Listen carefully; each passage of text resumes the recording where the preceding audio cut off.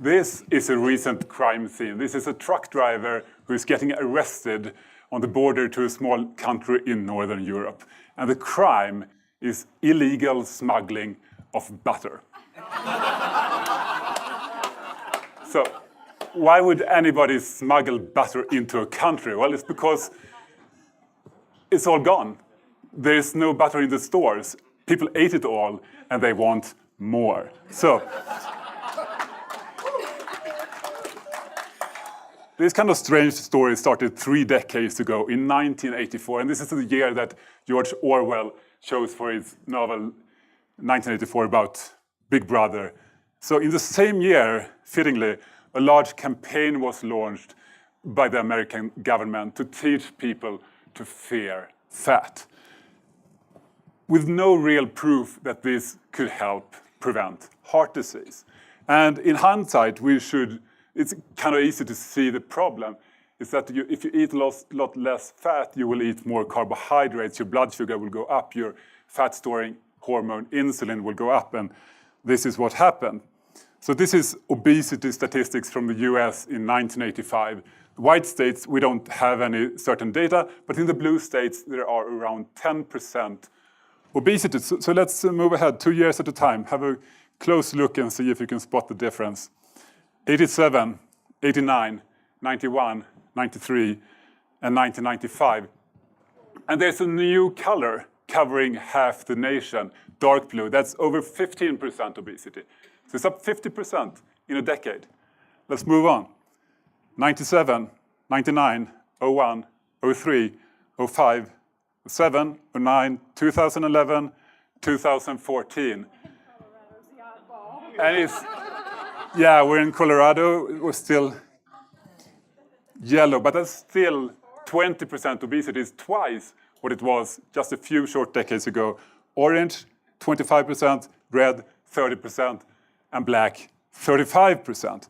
And there's even surveys from last year showing that it's even worse now than in 2014. So it's getting worse all the time.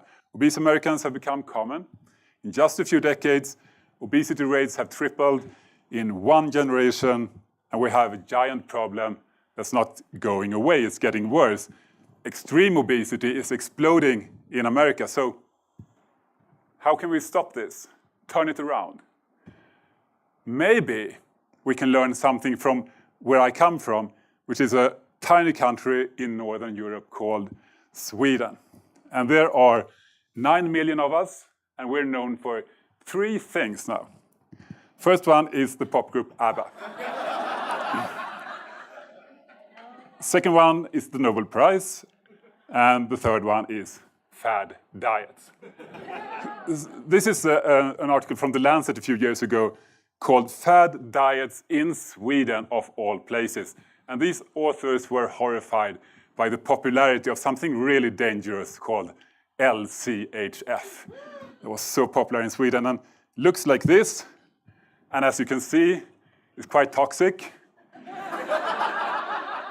Probably going to kill you if you try to eat any of that. You avoid sugar and starches, and you eat all the other foods you like. So it's similar to other low-carb diets, but get enough high fat as well. So this is something that Sweden has desperately been needing, something new at least, because we've had a similar experience as in the US. This is statistics on the sales of butter in Sweden from 1985 up to 2008. And you can see it went down to less than half. So what happened to overweight and obesity in the same time period? We have quite good statistics, and yeah, it's like a mirror image. So as we ate less fat, we also got more obesity. But you can see in the butter curve here, it sort of starts going up there in 2008. Do you want to know what happened since then? A quite nice butter comeback in Sweden. And obviously, as people started eating all that fat again, they must have gotten really obese, right? Actually, no. Suddenly, and this is kind of unique in the world actually, the obesity epidemic seems to have stopped. It's stuck at 14% obesity. And for comparison, the US is at 38 and going up. So something interesting is happening. This started in a very inauspicious way in 2005. Started with a doctor called Annika Dahlqvist, a family doctor. She discovered low carb herself. She lost weight. She felt great. And then she started to give the same advice to her patients. And they lost weight with no hunger. Their diabetes often went away. And she started a blog. She ended up in the media, TV, papers, and this became a big thing. And then a couple of dietitians got really worried about this. And they were worrying that people were going to die from butter intoxication all over the place. And so they notified the National Board of Health and Welfare. And they have the power to take away her medical license if they choose, or tell her to absolutely stop doing this. But they discovered they had to review the science for 2 years to come to a conclusion about this. And in January of 2008, they came to their conclusion, the verdict, and they said, okay, you can keep doing this, no problem. Everybody was very surprised. So they said that low-carb diets today can be seen as compatible with scientific evidence and best practice for losing weight, as it's been proven in studies that it works, at least as long as people follow it, and there is no evidence that it's dangerous. So this was quite a revolution in the debate. So LCHF went from this dangerous fad diet overnight to sort of approved by the government diet. And everybody jumped on it. So you can track this in different ways. I like statistics online. You can see statistics on Google searches for example, for Sweden. So here is the statistics for all the most popular diets in Sweden. And the blue one is low carb, high fat. And you can see here, this is 2008, like almost nobody is Googling for it. Can't even see it. But then it goes up and up and up. And in 2010, it became the most popular diet online in Sweden. So what happened after that? Did it pass into, did we forget about it like any other fad diet? No. It's like by far the biggest. It's actually more popular than every other popular diet combined. And this is up to 2015. I actually updated this for this talk. This is to 2016. And you can see it's like peaked here in 2012 and 13. And that's when you couldn't open a paper without reading about this. Couldn't turn on the TV without seeing something about this. So it was really in the media all the time. But then after a few years, something happened. The media got bored. The media, they always need a new thing. They can't sell papers or get viewers by telling people the same thing year after year. So now it's not in the papers. It's not on the TV. But it's still by far the most popular online. And offline, just last weekend, actually, we had the annual low-carb cruise. And sorry, Jimmy, it's actually the biggest low-carb cruise in the world. It's more than 600 people. The most the cruise ship can take in the conference section. So it was sold out far in advance. And yeah, it's going strong. Some surveys have claimed that about 23% of Swedes try to eat a low-carb diet of some kind. And it's also spilled into our neighboring countries. This was on the border to Norway. The Norwegian butter crisis actually ended up on the Stephen Colbert report here. Quite funny, you can see it online if you want to. And here's a one-page newspaper ad from Norway. You buy this Audi R8, a $300,000 car, they will send you a pound of butter for free. So it sounds a little bit faddish. Is it a fad? Is it a temporary thing? I'm going to say no, of course, for a very simple reason. It works. Lots of people know that. Studies show it. It works. So perhaps it's time to ask the other question. Is low fat a fad diet? Because this pyramid or the MyPlate thing is all based on this old idea that cholesterol, fat in the diet raises cholesterol, gives you heart disease. But as most of you know, this has no evidence.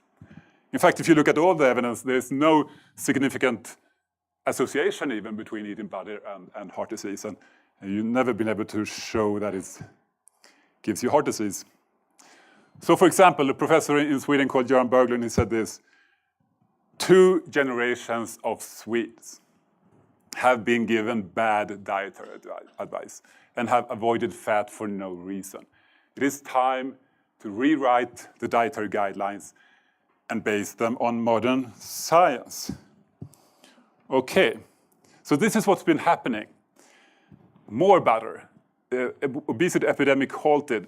What has happened to the heart disease frequency in Sweden? You know, Swedes, we are extremely good at making statistics. We're quite a boring people, actually. You know, statistics is like what we do best. So we have perfect statistics from this. and you'd think that the curves are going up, but they're not. So this is from 1990 up to 2013, 14. I added for 2014 there with arrows. And it's going straight down. So the top line is for men. You know, men are at higher risk, right? And the bottom one is for women. It's actually gone down by half. In that period, if you see here the slightly green period where low carb has been very popular, it's going down faster than ever. So if you add a graph over the butter consumption, you see an interesting coincidence. We're eating twice as much butter and we get half as much heart disease.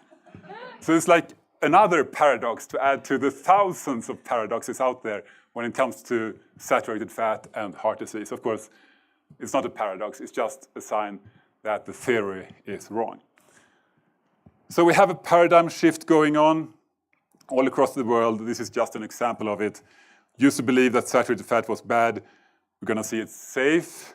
Used to believe that carbohydrates are good. And we're going to see that too much carbohydrates can make you fat and sick, especially bad carbs like sugar, flour. When it comes to saturated fat, this is another professor from Sweden, Peter Nilsson. He said this: it's time to face the facts. There is no connection between saturated fats and cardiovascular disease. So, where are we now? How many people have seen this?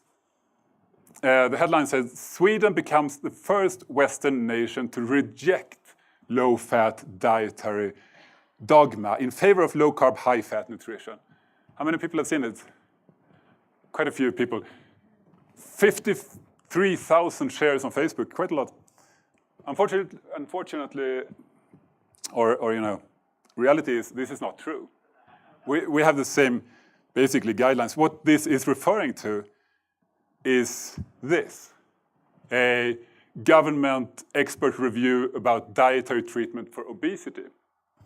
Okay, and this one came to the conclusion, looking at all the science, that if you want to lose weight, then low-carb, high-fat diets are more effective when you follow them. So excuse the Swedish headlines. It says, maybe somebody knows it. It says that low-carb, high-fat is best for quick weight loss, best for losing weight, most effective diets, and so on. So then perhaps you see the problem with this. It's not something we're giving advice for the entire population. This is about the best diet for treating obesity, right?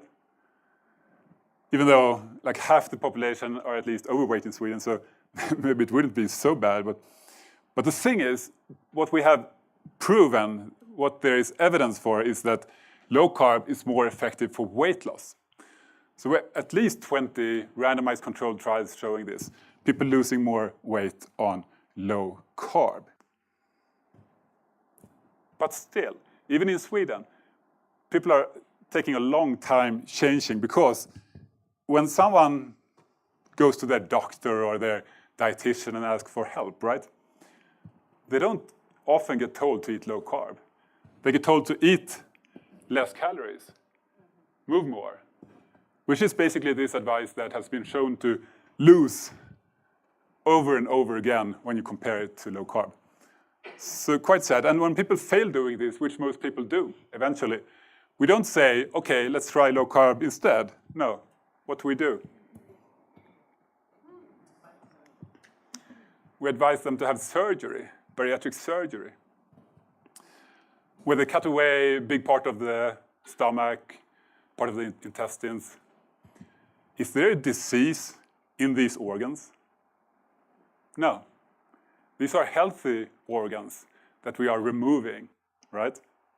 So we're trying to surgically modify our bodies to sort of tolerate the industrial food slightly better, instead of actually eating food that our bodies can handle.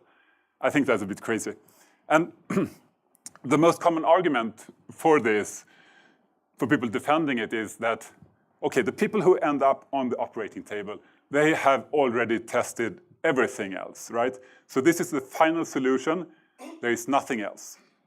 But it's a lie, because lots of people haven't tried what works best. And this is just one example out of, any number. This is Johanna Engström. When she was 41 years old, she felt that she had struggled with her weight for long enough. So she decided she wanted the surgery, and she got on the list for it. And then the day before she was going to be operated on, she decided she couldn't go through with it. It just felt deeply wrong to her. She couldn't do it. So she talked to the hospital people, and she said, I'm really, really, really sorry. You're going to have to give the surgery for someone else. I can't do it. Okay, and she went home. And then she started eating low-carb, high-fat, which is something she'd been thinking about for a long time, but she'd never given it a real try. She actually asked her doctor about it, and he said, don't do it, because it doesn't work, and it's dangerous. But she tested it anyway. And in a year, she lost more than 100 pounds with no hunger, looked like this afterwards, with all her healthy organs intact, right? And you'd wish more people got that opportunity, at least, to try it. Why not? Because doctors, like me, once in a while, and dietitians and nurses, they feel that this thing, having an omelette with mushrooms for breakfast, is way too extreme to even contemplate, right? So instead, we cut away healthy organs on thousands of people because we're too afraid to tell them to eat real food. It is that insane, and it can get worse because these surgeries, they work fantastically well for a year or so. People lose a tremendous amount of weight often, but then the weight starts coming back. If people don't change their lifestyle, it goes up again, and it's quite common for people to regain all that weight, and even more. So what do? Well, people are experimenting with all kinds of things. For example, brain implants, electrodes into the reward system of the brain to tell the brain it doesn't really want any food, right? Really nothing says 1984 like brain implants, but but it can get worse.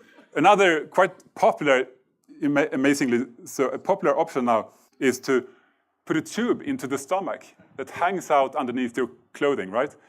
And the idea is you eat your food, then you go to the bathroom, pull up your shirt, pull out the tube, and pour the food into the toilet.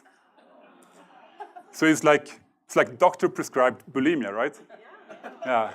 And you don't even need a tube because you already have a tube. So, but anyway, there's no money to be made from that. So, why not try something really, really extreme instead, like eating real food? Here's a friend of mine called Ronny Mattison, Norwegian guy. I didn't know him at this time. This is a few years ago.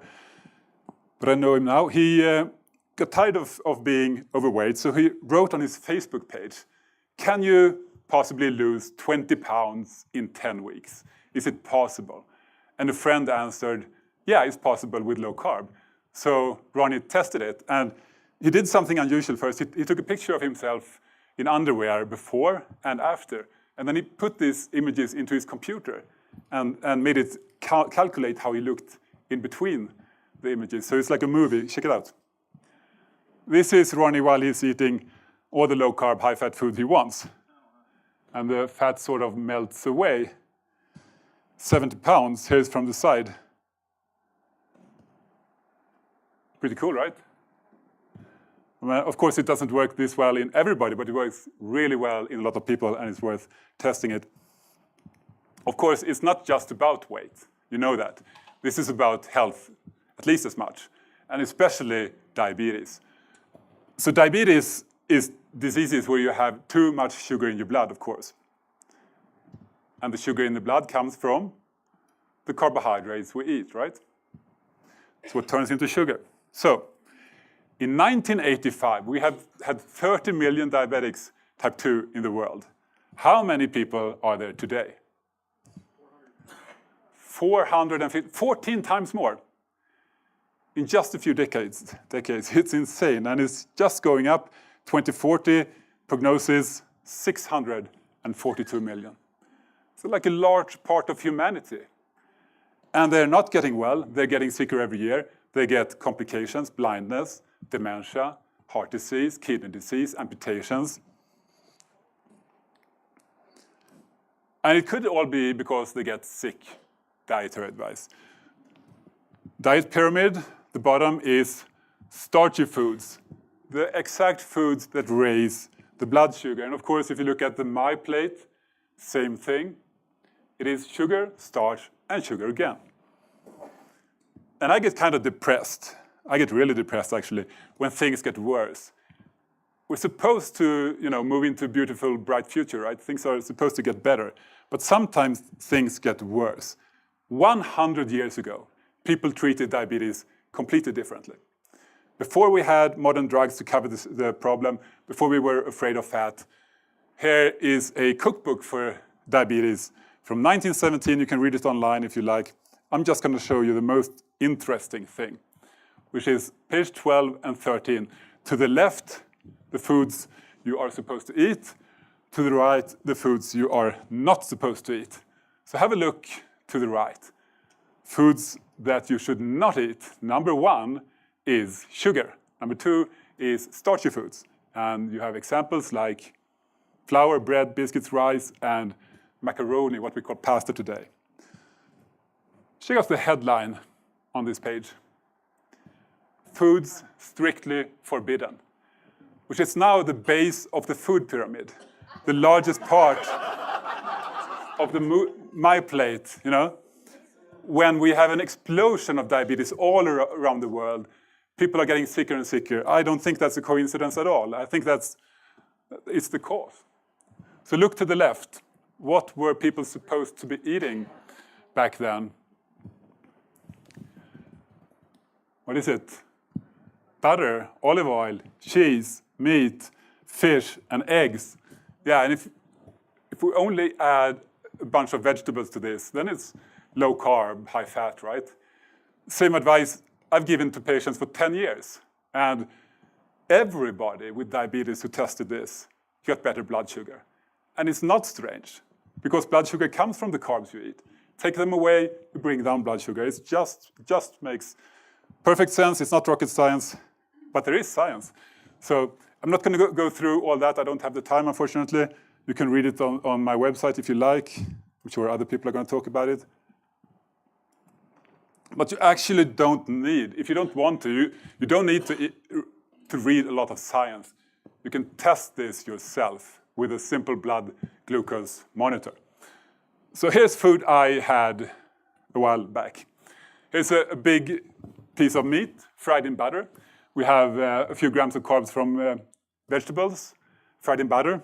And then there's homemade béarnaise sauce, which is, of course, melted butter and egg yolks, right? So it's like a nightmare for an old-fashioned dietitian, right? It's like a bomb of all saturated fat and no carbs. A few grams. When you eat this, you can almost feel your brain starts to stops working, right? From glucose deficiency. Has anybody experienced that? No? Me neither. Anyway, what happens to blood sugar? Normal range is between 70 and 100 or so. And I tested my blood sugar after eating this, and this is what happened. So I had quite a boring evening, actually. Pricking my finger, nothing, absolutely nothing happened. Stayed around 90. you don't eat carbs, you don't get that blood sugar elevation. For contrast, of course, then I went to the largest obesity conference in the world, the International Congress of Obesity. In 2010, it was in Stockholm, Sweden. Of course, I had to go, and they served me the worst lunch I have had for a very long time. And here's how it looks. And it actually says on the sign, if you're wondering, International Congress of Obesity 2010 Stockholm, today's lunch. And here's what all of it looked like. And it's, of course, it's sugar in the candy, it's plenty of added sugar in the yogurt, it's sugar in the apple with some nice fiber in there also, and then there's pure starch in the sandwich. It really is, because I was hoping for something like protein, fat, something good, tasty inside, but I was really disappointed because this is supposed to be a tuna sandwich, but really that's a homeopathic dose in my world. So I don't count that. It's all sugar and starch. So what happened? Check it out. 180. It's like my record. I was almost proud. And then it crashes. You see, crashes, and I got really hungry. It's like, I want to eat something.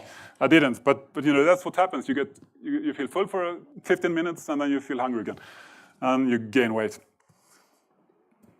Unfortunately, this is almost exactly what people with diabetes are told to eat. It's not much different, you know. And they're not going to stop at 180. They're going to go to, 300, 400, 500, who knows. Here is a brochure from Sweden. It says food for people with diabetes. And you can see, you see the fruit and you know what's coming, right?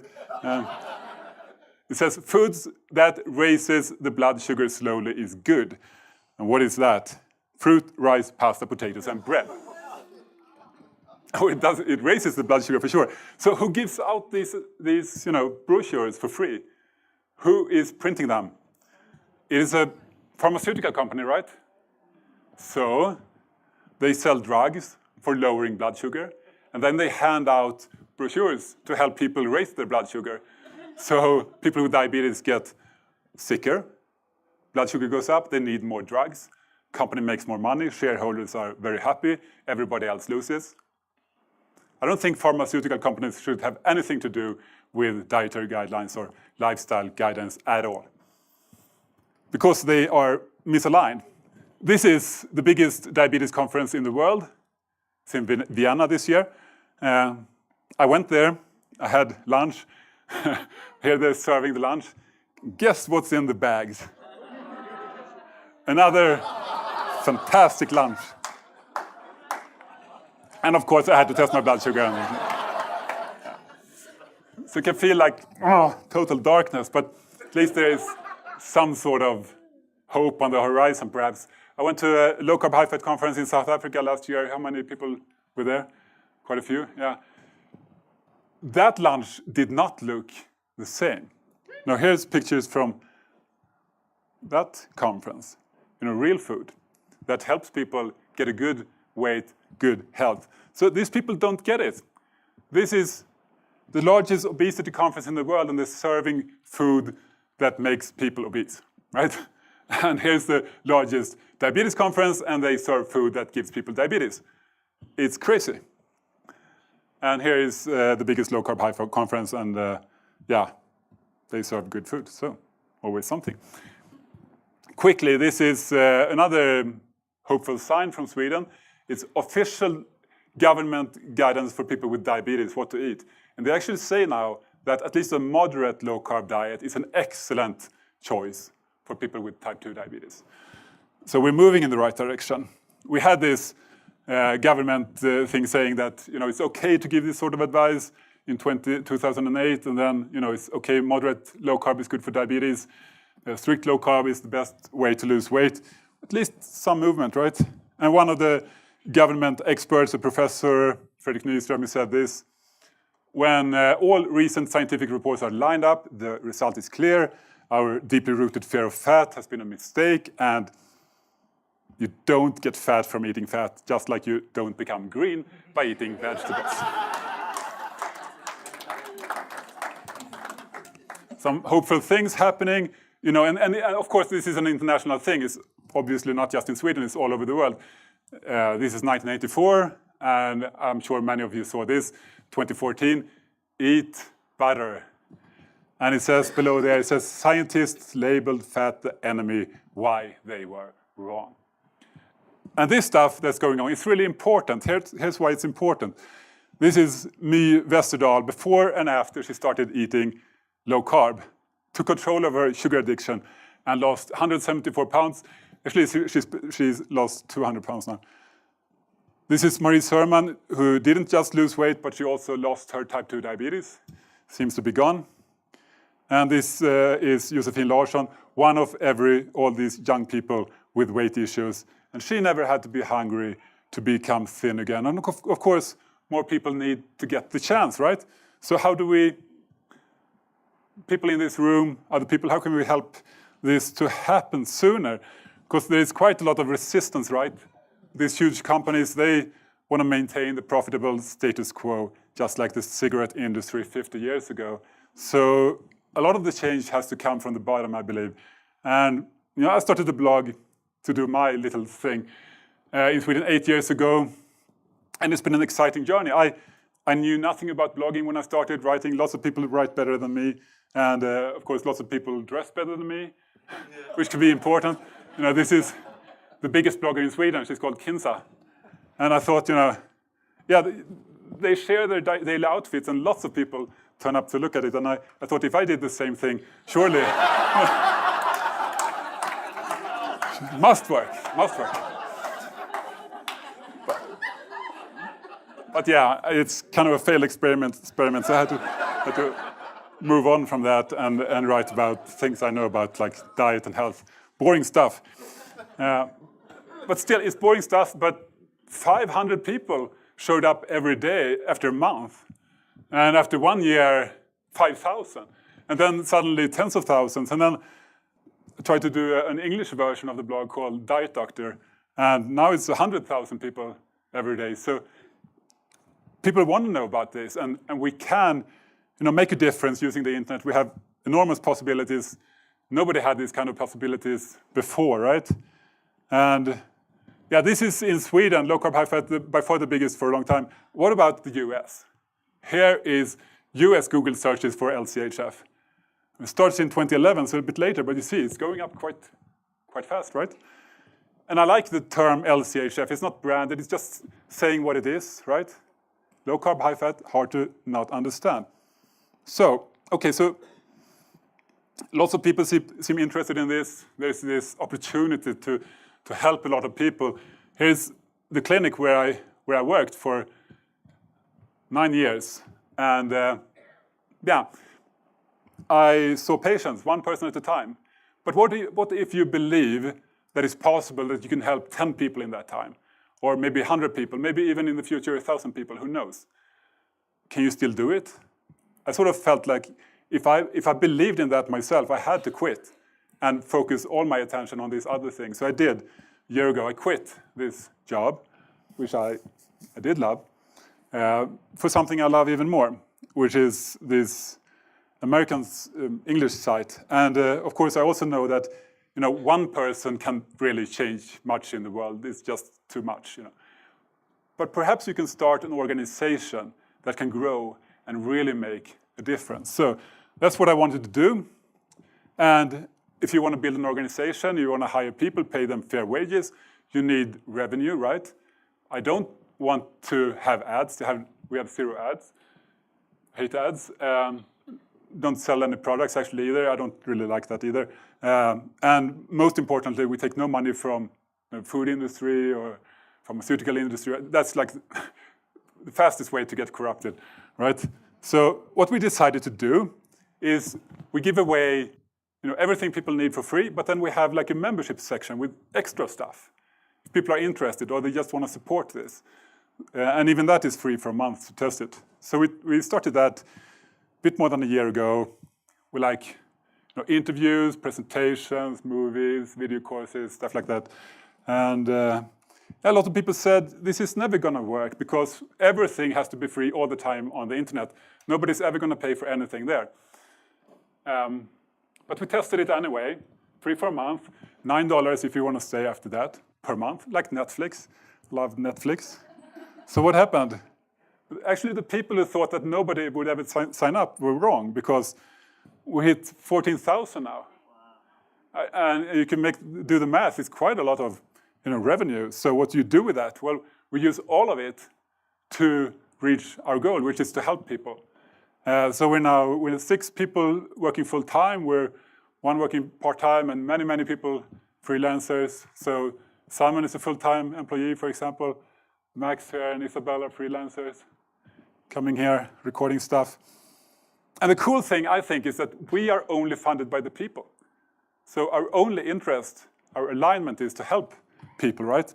Completely independent, which is important, growing exponentially, more than doubling in size every year. So it's getting exciting. Finally, to end this presentation, a short video. And two of the people in it are actually here today, is Maureen Brenner and Desi Miller. This video is why we exist. I'll just kind of start with the beginning. I always struggled with weight. I just need to tell people I have been on a number of diets. By this time, I was on 2 different diabetic medications. I used to really feel like the weight was like some kind of moral failing. It's hard. It's hard because people are saying it's not good for you, you shouldn't do that. I had tried everything by the book.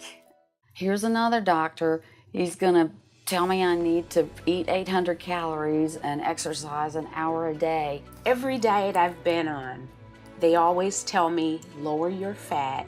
I came across the low carb, high fat thing. I tried it for 2 weeks. I tried it. So what happened? Then the weight started to come down, and in a year I lost 64 pounds. And that is where I lost the most weight without being hungry. 2.5 years later, I went from 374 pounds to 139 pounds. No surgery. That's incredible. No surgery. It is. It's a miracle. My blood sugar all of a sudden was just rock bottom. Clicking my belt on the airplane. It's totally different. Totally different. It's fantastic. The energy. And then the other thing, which is why I'm so sure I won't be on antidepressants again, is the mental clarity I've gained. I think for me, the biggest benefit, more than the weight, is the mental clarity, the calmness. I don't feel so impulsive. I feel like work-wise, I can be more focused on projects and get through projects better. It's very hard, I think, to convince people until they can prove it to themselves. I don't think of it as a diet anymore. It's a lifestyle. People are amazed at what I've done.